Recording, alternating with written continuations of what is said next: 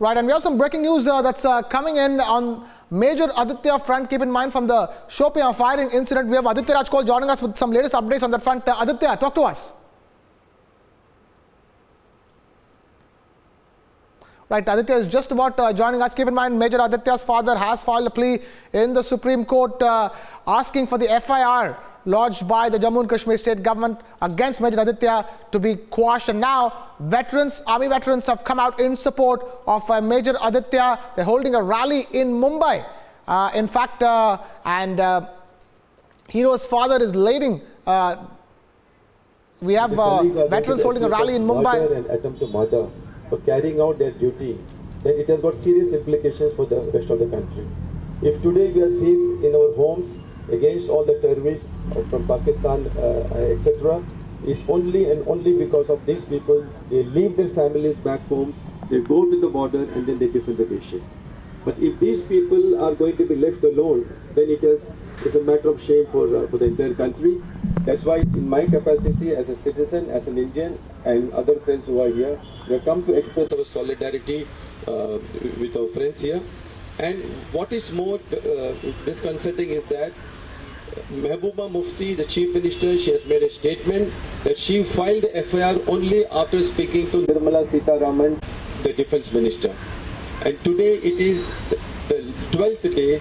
Nirmala Sitharaman, who is otherwise very active on Twitter, till date she has not denied the claim made by Mehbooba Mufti, which means the central government has fully endorsed the decision of the Jammu and Kashmir government, where they are sharing power with the PDP to file the FIR against the army. This has got serious implications. This is not a one-off incident. And what is more, it's extremely sad that the father of a major, he has to move the Supreme Court with folded hands. Please get the government to withdraw the FIR against my son. If this is a situation to which armed forces personnel and the families are going to be reduced to, it is a matter of shame for all of us. You see what's happening in Jammu right now. Family members are being killed. The wife of Subedar, she delivered, she killed, she was shot dead by the Jaish-e-Mohammed terrorists, and before dying, she delivered a child. If this is a... Right, so it's the army veterans who have come out in support of Major Aditya and his father, who himself is a decorated officer, fighting back against the FIR lodged by the Jammu and Kashmir government. Let's now listen to what Mukul Rohatgi had to say.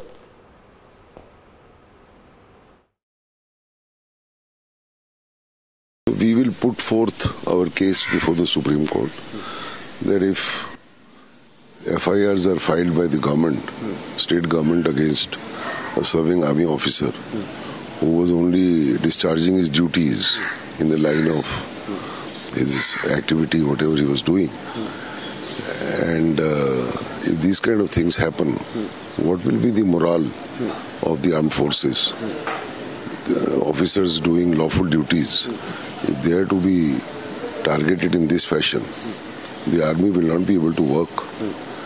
And the army is discharging its duty of maintaining the sovereignty and integrity of this nation. And if these kind of activities by stone pelters is to be encouraged, then the whole system of law and order and sovereignty of this country will fail.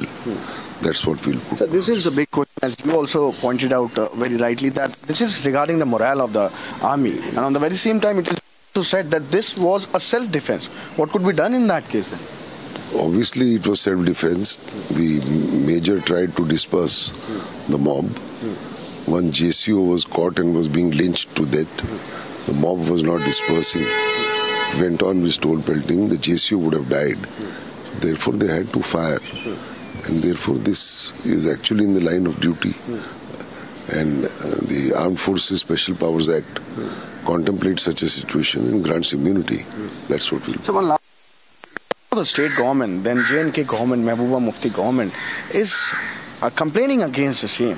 They have launched an FIR. They are for the things. So how do you see this particular state government coming against the Jammu and Kashmir army? And if we talk about the situation at the borders, if we talk about the recent incident which is going on, operation is still on, seeking all these things, stopping army. What do you say? The action of the state government is completely uncalled for.